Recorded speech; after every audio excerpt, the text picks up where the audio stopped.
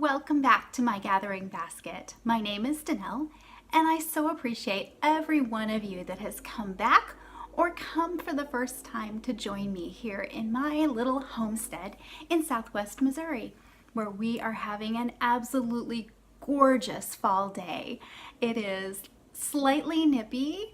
Sun is out. It's beautiful. I have a couple doors and windows open actually to try to just get the last bit of fresh air in for the season, and hopefully there won't be too much background noise. I actually have a train going through and I thought it was all done and the whistle was gone and then it started up again, so I hope that's not bothering you. But the days are getting slightly shorter and I'm having to be creative on when I can get in a podcast. So I had a little bit of time. Actually, I haven't had a whole lot of time this last couple weeks, and I almost skipped a week because I got called into work today for a while. But I was let go a little earlier than I thought, and I thought, okay, maybe I can crowd in a short video, hopefully short, before it starts getting a little bit dark already. So, in the process of gathering things up, once again, I found that I had more that I wanted to share than I thought. But first, I'd like to introduce you to my co-host for this episode. This is my friend, the needle felted pumpkin. And I'm sorry, he makes me laugh. I just love that little tooth in there. This is one, this is Rhinebeck weekend, and I was supposed to go join a few of my friends in Rhinebeck, New York this weekend, and then because of work and vacation time issues, I wasn't able to. I had to step out. But 2 years ago, I was able to join them, and I got my first needle felting kit. And I was hooked. I had so much fun. I got a little kit from, I believe it's Going Gnome, and came home and put that together. It was a little tree gnome. I'll show you that later in the year because he's a little Christmas guy. But after doing that little gnome, I had to try more things. So being a spinner and having plenty of braids of yarn around the house, I took my little felting tool and tried to come up with something. Of course, being the end of October when we came back from Rhinebeck, it was pumpkin season, so I started looking at different pictures of needle felted creatures, and I wanted to make a pumpkin. So this little guy appeared to decorate my desk, and he comes out every fall, and he just has the goofiest eyes and little curl hair. And like I said, I saw a picture that had a little tooth on a gnome or a monster or something, and I had to try. And so anyway, I just think he is so much fun. He makes me smile and laugh and giggle. So he will be my co-host, and that way I feel like I'm not completely alone talking to a camera. I have a goofy pumpkin to keep me company. So there's Mr. Pumpkin. He really needs a better name. If you have a good name for a suggestion, put it in the comments. Maybe we can give him a name before next year. So there's my needle felting, and that's a craft I really, really want to get back to. I kind of, seems to be a seasonal thing for me. I tend to do holiday things in needle felting. It's always so much fun. Don't have a lot of place to put little knick-knacky things, so I don't do a whole lot, but when I do, it's kind of one of those, why don't I do this more often? So if you haven't followed them, haven't seen them before, I believe it's Going Gnome. If it's not exactly that, I will put it below and try to put a name so you can follow them on Instagram or Facebook. Look at their things. Their kits are so well put together and a lot of fun to do. And just looking through their Instagram, or goodness, there are so many needle felters that make fun little critters. It's a fun one to try. Doesn't take a lot to get into it, and just needles and some foam and some wool. A lot of people that are watching this podcast already have probably half the supplies to do it, and it's a lot of fun. You can really use some imagination. So there's needle felting, and from a woolly pumpkin we'll jump into some spinning, because I did get a little bit of spinning done. This is the skein, the gradient skein I've been working on from Optic. Yarns. There's their card. This is the Hot Pink to Sunshine Gradient. And I was able to get, I ended up doing a 2-ply. I was kind of on the fence, but I ended up doing a 2-ply. This was the first woolen spun project I had done in a very long time, and my skills were rusty. I was kind of hoping for maybe a sport, and I got maybe a light DK, or light worsted weight, sorry.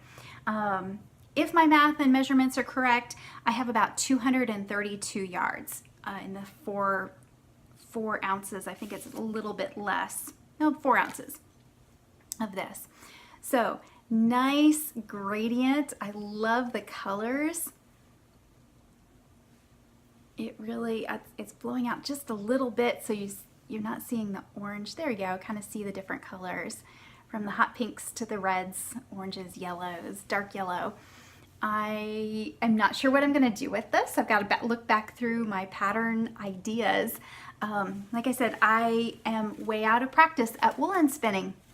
So I have, to embarrass myself here, I have everything from very, very light to definitely worsted weight in there. So I need some more practice on woolen because I really enjoyed it. It wasn't hard on my hands. I was able to do it more quickly. And the resulting yarn is a little bit more lightweight, traps more air. It's just kind of a very springy. I really like it. It's different than I am normally a worsted spinner. If you can see down here, I have, well, you can only see the one bin. I've actually got 3 of these bins with something like 6 pounds of British BFL. And I would like to make, I've got several sweater plans. I want to make a hat out of some of that. I'd like to dye some of it. So I'm thinking that would be a really good experiment for some more or good fiber choice to be able to do some more woolen spinning. I also was able to, it's right over here. I was able to spin up about 2 ounces of, 2-3 ounces of my Suffolk wool that I had shown you last week. Out of that roving, I got several ounces spun up. We had a fall festival this last weekend in our town, so I had my little craft booth. I sold mostly rugs, woven rugs, that last weekend. It was terribly cold. The temperature wasn't so bad, but it was raw, misty, slightly rainy, windy. Oh my goodness, I was spinning with gloves on. I usually take my wheel and do a demo, and it's amazing to me how many people come up who have never seen spinning before, and parents telling their kids, look, that's the way she makes rugs. She spins that, and then that's how you weave a rug. I love that they're taking the time and wanting to explain, and I was able to get several kids over next to me and have them help draft some wool and kind of explain to them without hopefully making the parents feel bad, but able to explain a little bit more about spinning and also weaving, and just have them appreciate how much goes into the yarn and thread that they see in things. I absolutely love teaching things like that. I love working with kids and also adults that just think this is a dying thing. Nobody does it anymore. And I can say, well, actually, there's a whole group of us not far from here that get together and do this for fun. So, and I was wearing my one pair of hand-spun, hand-knit socks. So I was able to say, no, this isn't what I use for my rugs, but this is going to be able to make a pair of socks, and tell them a little about the sheep that the wool came from and the process to get it to the point of spinning. It was a lot of fun in that respect. But oh my goodness, we froze. So I was very glad to get home and wrap up in some more hand knits after that. And then we actually had a very pleasant few days after that, back to t-shirts. And then it's starting to, last night we actually had a pretty good frost, almost a killing, not quite killing freeze, but close. So it's definitely getting to be that time of year.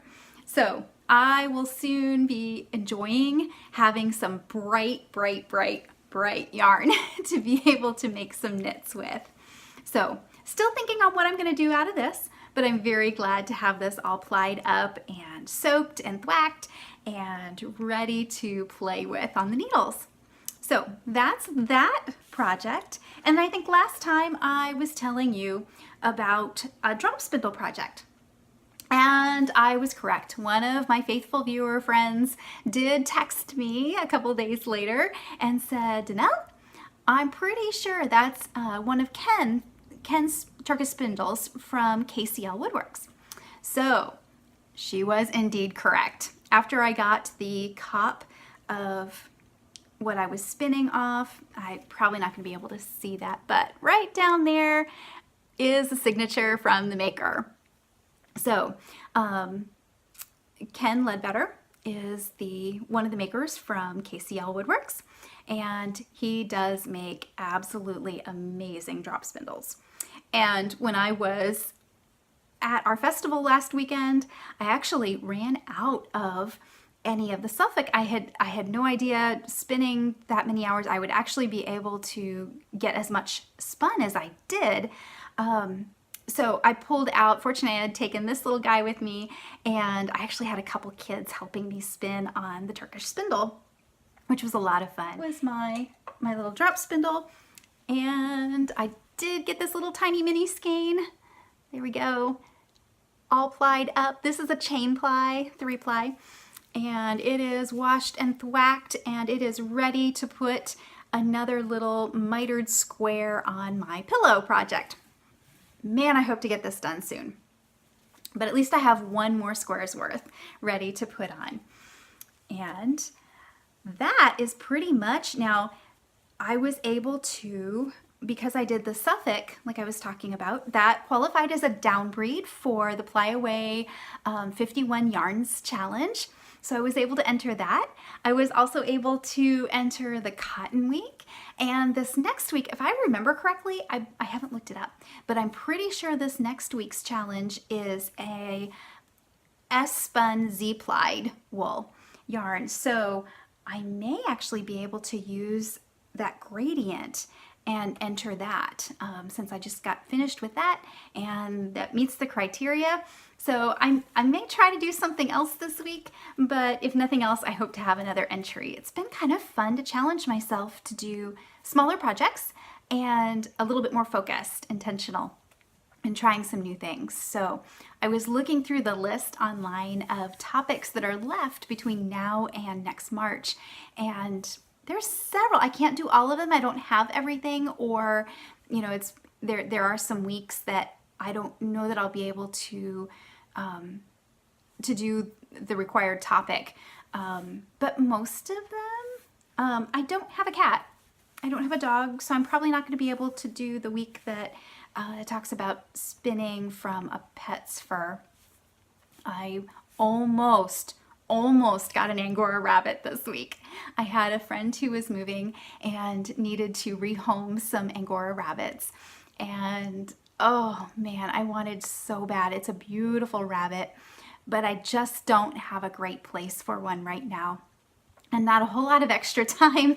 So I was able to make connections between her and another acquaintance that is just starting a rabbitry, and she has several children that she homeschools, and they actually have their Angora rabbit care as part of a homeschool project. So they were very, very excited to possibly get another rabbit to put in their rabbitry. So I had to pass that one up. I'm hoping, when I called and asked her if she seriously did want another rabbit, I said something about, well, here in a year or two, when you're having plenty of baby rabbits called kits, you have kits available from your stock, then maybe I'll come and get a baby rabbit from you down the line, because eventually I think I really would like to have some Angora rabbits.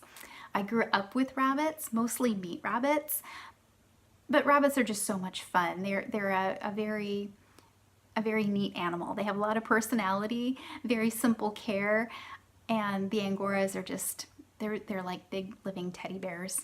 They're a lot of fun. I've enjoyed them.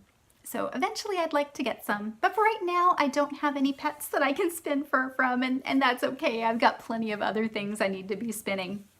So I think that's about it on spinning, which has actually given my last couple of weeks not a bad output. I did want to mention what I'm wearing. This is Piper's Journey, which is just a nice simple little shawlette garter with an applied lace border. This is an older pattern by Paula Emons-Feussle of the Knitting Pipeline. And this was special. I like it. It's just a Ashford Bay generic merino silk roving that I got years ago. And then this is the very first knitted item that I made out of my hand spun. So I was kind of one of those, my biggest fear with using my hand spun is yardage. It's not an exact science, trying to estimate how much yardage you have, and then because it's not necessarily completely regular like a commercial yarn, how far is it gonna go, and just that dilemma had pretty much stopped me from using my hand spun in the past. So this time I was pretty sure I had enough, but I knew it was going to be close. So I got the shawl part made, the body of the shawl made. It's a fairly small little shawlette, and it's been on me this afternoon, so it's not blocked, but it's just garter, and then it has this really pretty applied lace edge, which this was the first time I'd done an applied border as well, and I really enjoyed the process. And I got that done and went on to do the applied border. And of course those are, you pick up and then you kind of knit across. So you can't just end it a couple rows short if you run out. And that's where I ran into trouble, because I got almost to the end, and well, that wasn't even close enough to really qualify as yarn chicken, I'm afraid. So it looks like I have a bite out of it. I tend to wear my shawls more over the shoulder. That's just the way I like to wear my shawls. I'm branching out, I'm getting brave. But I thought, all I needed, and for a while I didn't, like a year or two, I didn't wear this because I thought, what am I gonna, it just isn't gonna look right. And then I thought, all I need is the right kind of shawl pin, and we'll just kind of tuck that end over and nobody will know. And then since then I've tried to wear it more like a cowl, kind of scarf style. And there again, all it takes is tucking that underneath and nobody is the wiser. So I call that my homespun journey, because it was my first hand spun that I actually made into something. And that was the point that turned my spinning around. If you are like me, I have had my wheel now for exactly 30 years. I didn't have wool for that long. I just didn't have access to it. So in the last 15, 20 years where we've been able to, I've been able to get to fiber shows, those have become more plentiful. And then of course, internet and just finding more friends that spin and friends that have sheep that I can process my own wool from has been a game changer in itself, because I can spin more. Used to be that I would only spin for 10 minutes a day because I didn't want to run, my one braid had to last for a year until I got back to another show or something and could get more. Now I don't have that problem, as evidenced back here. I've got plenty, and this is just a representation of what's in my closet that direction. So I have gobs and gobs of yarn. That's not my holdup. But using it, I was just nervous to use it. It wasn't perfect. It wasn't going to show. I mean, this gradient, it's not perfect. It's not anywhere close to perfect. I won't even pretend that it is. So it's going to take the right project. But I've done enough now with handspun to know that it's still gonna work. It may not be, the gauge may not be completely consistent through the whole project, but if you pick the right project and the right kind of stitch, it's gonna work just fine. So if you're like I was for many, many, many years and spun up I've got a whole rack of hand spun that I've not done anything with. So I'm trying to not only use what I am currently spinning up, but also trying to go back and find uses for some of that older stuff that I have done.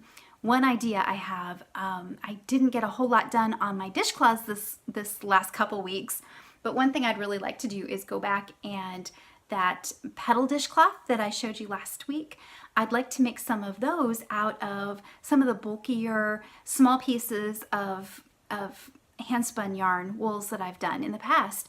And then I think I'm just gonna, make them worsted, make them pretty big, and then toss them in the washer and let them full, or we kind of say felt. And I think those are gonna make really good hot pads to use. So there's always, we talk and joke about being a yarn snob, and I will confess to some of that. But what I have learned is there's not really bad yarn. It's just finding the right use for something. So even that imperfect beginner yarn, or I've been spinning for a long time, but this was a newer technique to me. So it's not perfect, but there's still a good use. It's still good yarn. It's still gonna work for a purpose. I just have to find that purpose. So that's pretty much my spinning. Knitting hasn't had a whole lot. This October is kind of a birthday month in our family. So I've had several things that I have I was able to make for birthday gifts. One of them, and I didn't bring it to show you, one of them is another pair of Peyton's Croix socks that in fact, I may have shown you on another episode, that I decided to make for my mom. She really liked the colorway that those were in, and right now the socks are done. I have one done, and the other one I'm trying to, I didn't finish the foot of the second one because I wanted her to try them on and see what she thought fit-wise before I finished the toe. They were done cuffed down. So I had her try on the first one and they fit, but she has a lot of arthritis and it's affected her toes. So they're slightly curled, and she's the one that gave me the gift of short toes anyway. So she said, oh yeah, these are a perfect fit. They feel fine. And then I looked down and I said, Mom, those toes are kind of, maybe not. I like to do, because of my foot shape, a wedge toe works the best. And for her, she needs a little bit more of a tapered toe. So I brought them home. I've been doing some tweaking. It's taken me a lot longer than I expected, but I'm trying to reshape that toe and make it so that it will fit her a little better. So I've got the second one, I think, done, all but the Kitchenering the toe together, and I'm just waiting for a chance to pop over there some evening and say, hey, try this on and see what you think.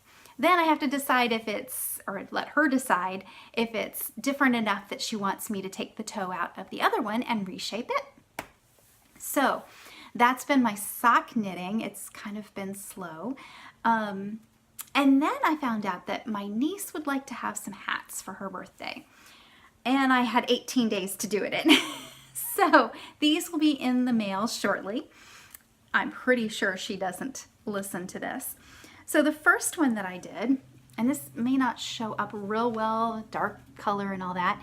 This is just I believe it's called, I had to write it down because I didn't want to forget, the Bulky Waffle Hat. And it's by Linda Suda.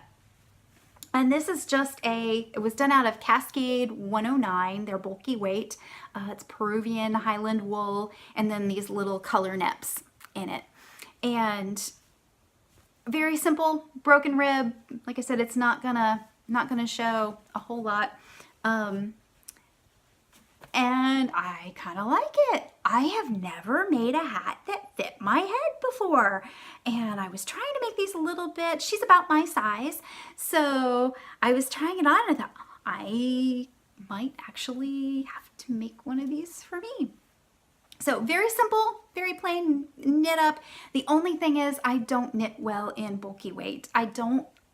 And I know other people have said the same thing, just like using a tiny, tiny needle, real tiny crochet hook can hurt your hands. in the same way, using bulky weight and large needles. I believe I did these on, I didn't write it down, I think I did these in a US 10.5. So I couldn't do very much. It was kind of like 4 to 6 rows and then put it down and work on something else.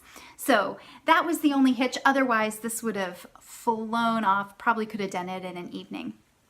But really like how that turned out.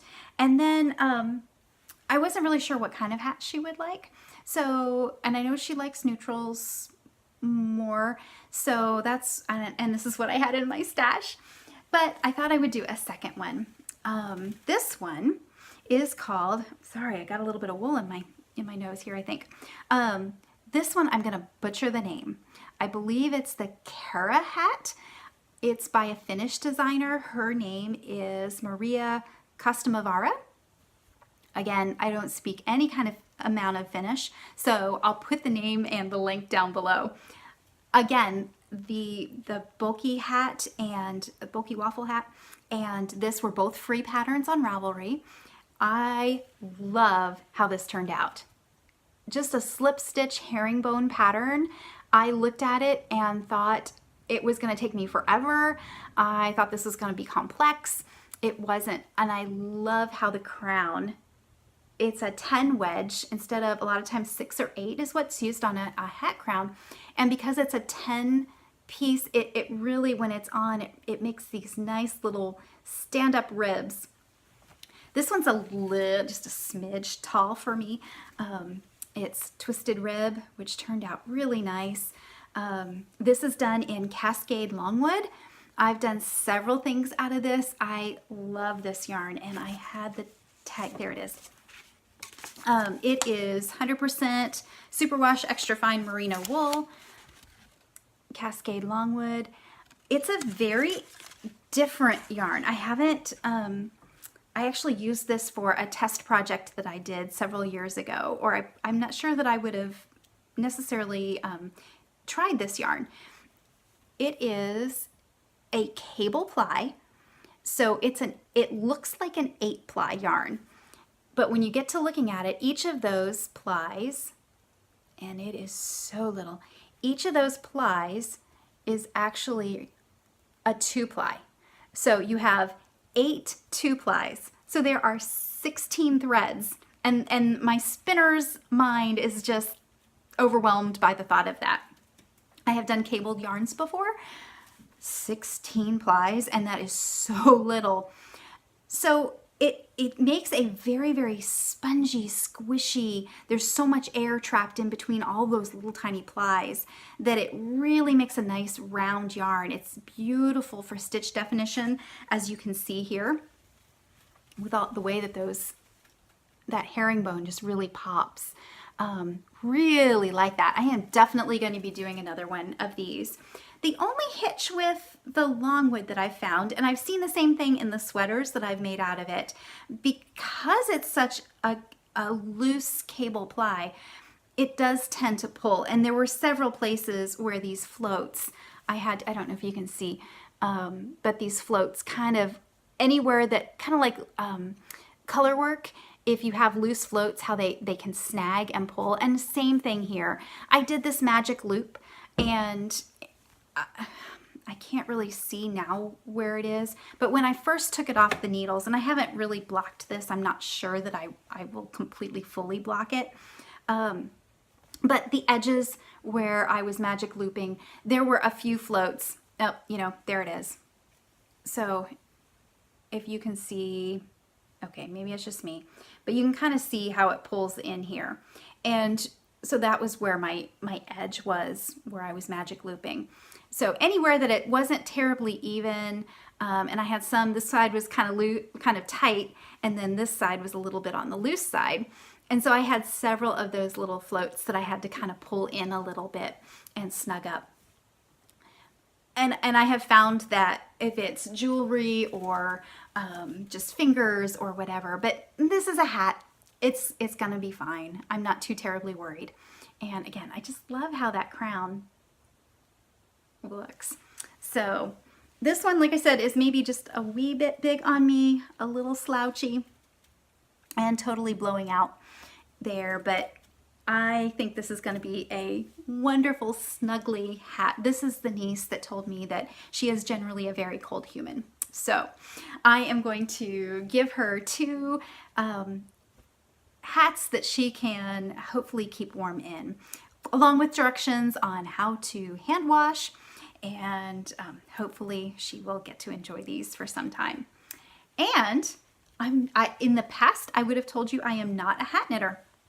Just not my thing. I've made a lot of hats that I've had to give away because they just didn't fit right, didn't look right. I have a hard time making myself swatch for a hat.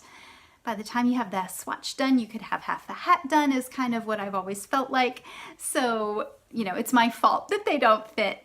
But having made those two and maybe having a little closer idea of gauge, I really enjoyed. I mean, it's been, I don't know, a little over a week and I got those two done. So nice fast projects, got those done, but that's really about all the knitting that I was able to do this week. I do have plans. Like I said, I wasn't able to go to Rhinebeck. So my plan had been that when my friends left to go to New York, I was gonna cast on. I still have so much yarn that I bought at Rhinebeck that year. It's somewhat embarrassing. And several of them, I bought mostly sweaters quantities, which is even worse. So I had planned on casting on one of those sweater quantities and making a Not at Rhinebeck sweater. So great intentions, day job kind of got in the way of that. I didn't have the time to do it. I did get everything out. I planned it all out. I was going to recast on a sweater that I had tried before and it just didn't fit. Gauge issues pop up in this podcast all the time. So I ended up not getting that done, and that's okay. I've got, I can work on that later. I just didn't get it done Rhinebeck week. So I thought, okay, I'm gonna go back to what I had originally planned. So this is my knitting wish list coming up. This is, again, it's been around for a little while, but Green Gable knits. I grew up loving Anne of Green Gables. I was in high school when the movies started coming out. My friends and I speak, like a lot of you, have our favorite quotes from Anne.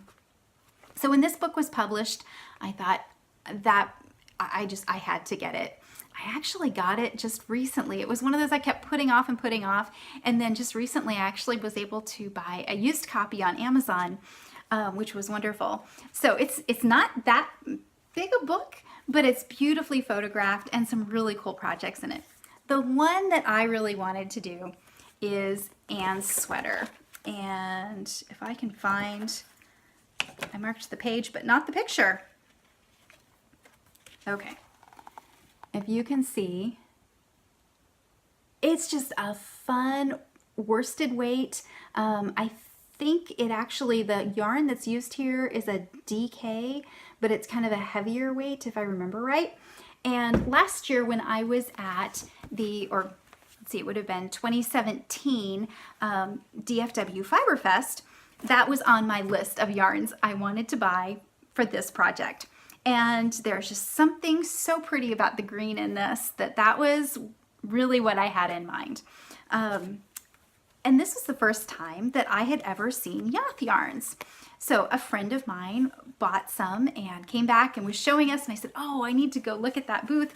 And I thought that would be perfect. These are also woolen spun. I believe they're 2-ply. Maybe wrong. Nope. I am wrong. This is 3-ply. Yep, 3-ply.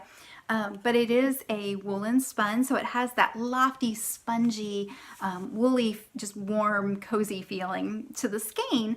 And this is their, if I didn't say, their father, which is their worsted weight by YOTH Yarns. And I bought a sweater's quantity of this green color, and the person that was in the booth that day looked at it and she said, oh yeah, I know which sweater that is, and yeah, this would be a comparable. So I came home and right away swatched. I did this swatch a year and a half ago. So I've learned my lesson. I at least have my little codes here of which sizes I used, and I know kind of where to start, but we are re-swatching for this thing before I start. I am not gonna get caught in the same trap that I did last time of going on an old swatch. It's amazing how much your knitting can actually change over time. So I've got several skeins of this. I should have enough to make that sweater. And I just think that's gonna be such a cozy wear around the house cardigan. So that's the next thing that's gonna be on my needles, I believe. So knitting wise, I just didn't, yeah, the hats were pretty much it. That and thinking about planning a lot of projects, but just not getting a chance to really start a whole lot. So I'll be really excited to clearing out my knitting basket right now and getting rid of things that just needed a little bit of work. And then hopefully in the next week or so I can get this Anne's sweater cast on because I really want to wear it. It's getting to be that kind of temperature. So knitting, spinning wise, I think that's most of the fibery things. I did go out this afternoon and when I got off work and looked at my cotton patch, and guess what? My cotton is starting to pop. So I picked a couple bowls.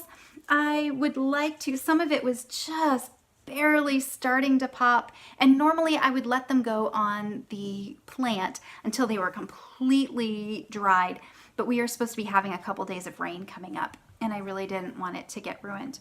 So one of them that did pop completely, and the light is, oops, kind of wanting to blow this out, but look how nice and white that is. I am really looking forward to it. Again, it's a very short stapled fiber. Part of that, although taking this apart, I'm actually kind of impressed. I think this might be a longer staple than the natural brown that I had. Ooh, yeah. Little fuzzball of cotton. So I'm hoping that I'll have enough at least to knit or crochet up, probably crochet up a couple Christmas ornaments with this nice white cotton. So that's starting. A lot of things are just kind of wrapping up right now. I had hoped yesterday, and it was really windy, but I'd hoped yesterday when I got home to be able to cut down some popcorn stalks, start harvesting the popcorn, and be able to put a couple corn shacks on my front porch. Maybe this next week I'll be able to do that. Kind of fun to have your own homegrown decorations. And in the same light, we had actually our first grape harvest, very small grape harvest. I think I got a gallon bag full of grapes, and they're in the freezer waiting to probably get jelly made from those. We didn't have time to make the jelly, and I don't like heating up the house if I don't have to. So we put a lot of our berries in the freezer, and then on these colder days when we don't mind standing over the stove, we'll take those out of the freezer and get those worked up. So the elderberries, the grapes, and I think we picked some blackberries. I've got blueberries that I'll be doing something with more this winter. But when I was cleaning up the grapevines, I'll do most of the pruning in the spring, early spring, before they start leafing out. But they'd actually broken one of the trellises. They got so heavy this year. So one of our trellises broke, and I was trying to clean things up and get ready to rebuild the trellis. And I had these super long, like 15-foot vines, and I needed to get those under control. So I just kind of roughly, I didn't really prune them, but just kind of took some of the length off of them, because I know eventually I'm going to do that anyway. I'm going to cut down more. So it was pretty safe to at least cut, I think, 6 to 8 foot off of those, just kind of roughly pruning them up, trimming them up more than anything. And they were still fairly green, but had lost most of the leaves because we'd had a pretty good frost at that point. So the branches were still nice and green inside, but I didn't have a lot of leaves to pick off. And as I was dragging those away to the burn pile, I thought, wait a minute, I can use these. So I was a florist for many years and worked on a lot of grapevine wreaths back when those were the popular decoration, but I'd never actually made one. So I don't know if I can kind of get it all in frame. I was able, and I was so pleased. that it came out as even as it did. I haven't decorated it, obviously. I haven't decided exactly what I want to put on it yet, but there's my grapevine wreath. And this turned out so well that as I was cleaning up, that was all I was going to do. I didn't have a whole lot of time. It was just a real quick wind it together, and I liked how that turned out. So the little pieces I grabbed and popped a couple candle rings together. So maybe if I get a chance to actually make those beeswax candles out of my beeswax that I've been wanting to do forever, then I can make it in a jar that will fit those little candle rings around it. If I don't use it, I throw it in the compost pile because, yeah, we can use that too. But it was just fun to kind of play with it a little bit, and something that normally I would have just thrown out. And now I have something to decorate with. Let's see what else. Oh, herbs. A lot of the tender herbs are starting to die out. Basil is completely gone. I wasn't able to harvest quite as much of that as I would have liked, but I know, oh goodness, we made a chicken dish, my mom did, and put the lemon basil on top of it. We had tried, normally just grow regular basil, and this year I found some seed kind of at the last minute at the farm store for lemon basil, and I said, oh, let's give it a try and see what we think. Oh my goodness, the lemon flavor in that lemon basil was amazing. It is on our to plant, must be planted again next year list. It was very, very good. I haven't tried any basil. I have a little bit still in the fridge. I usually freeze it. I haven't done much of it, but what I have, I've frozen. So I'd like to try to, next year, it's on my list of things to try drying. But I was able to dry some dill weed. Not sure that we are going to get much in the way of dill seed. It's just a little bit too slow. We tried it a little too late. So I got dill and thyme. Sorry, jars are just going to glare out. And sage and some parsley. And these guys are, I just love these little jars. I got them at Walmart. They're a 4-ounce jar, but they're just itty bitty tiny little mini jars. And they're not for canning. They just have a storage lid on them. They don't hold a whole lot, but I don't use a whole lot of herbs. I'm trying to get better at it, but they will probably have enough to get me through the winter until I can grow them again. So I have those to put on my cabinet, on my shelves. And then the other thing that I did was harvest my ginger. I got a nice looking ginger root at the grocery store last spring and used what I needed for a recipe, and it actually was really nice looking, and it had little buds on. If you buy ginger root, sometimes you can see where on the edges they'll have little knobs that are kind of translucent, light green. Those are the buds for the roots. So I went ahead and planted, and I got a really late start this year. But yesterday, because it was getting cold, and when it gets, ginger is definitely tropical, and when the temperatures start getting low, the stems, the leaves start dying out, just kind of go dormant over the winter anyhow. So I would have liked to have had a couple more months of growth on these, and I just rinsed these off, so they're still wet. That's why I've got them on a paper towel. But there's one clump of the ginger root. And I haven't taken off the actual root. This is actually called a rhizome. It's not a true root, but this is the part that you would eat. And then these roots, I've got to clean all of it up. I didn't plant very much. I planted probably about this much and probably harvested about 4 times this. So it should be enough for what I need. I may go ahead and replant. The roots are really nice on these. I couldn't believe the amount of roots that had grown on these. These did way better. I've only done this one other year, and I still got a decent amount. So I may go ahead and plant this again or save this to plant. I haven't decided. I don't use a lot of ginger. I'm hoping this year what I usually do is make some elderberry syrup and use that in there. So I'll keep some for fresh ginger. This is actually would qualify more as what they call baby ginger. It's not had enough growing season to really get to a nice big plump rhizome. But it's still gonna work. It still has an amazing flavor. As I was cutting it back just from the stems, the leaves, it was definitely ginger. So what I'm hoping to do, I'll probably candy a little bit of this. My dad likes candied ginger, so I'll probably candy some, and then some of it I will go ahead and stick in the dehydrator in slices and dry, and then I'll grind up. And just, I've never done that before. I'm curious to see how well I can make ground ginger. And then some of it, like I said, I'll just leave to use fresh too. So I am hoping next year, I've had so much fun 2 years now growing ginger, that next year I'm hoping to actually plant a whole bed of it and be able to start it inside a couple months early, get an actual, like, the Baker Creek seed that I've talked about before in Mansfield, Missouri, they sell the rhizomes.